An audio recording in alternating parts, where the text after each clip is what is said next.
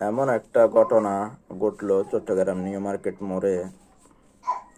আসলে এমন একটা দিন দেখতে হবে, এমন একটা ঘটনা আমাদেরকে সাক্ষী থাকতে হবে, কখনো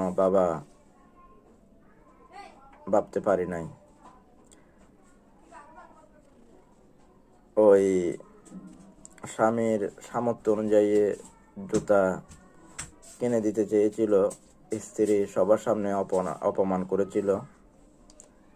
সেই কষ্টের আগে স্বামী পাশের দোকান থেকে চুরি নিয়ে নিজে আত্মহত্যা করলো। আসলে একটা পুরুষের জীবন শেষ হয় একটা নারীর কারণে। এই ঘটনাটা তা প্রমাণ করলো। আপনাদের স্বামীর সাথে এরকম করবেন না, আশা করি কেউ।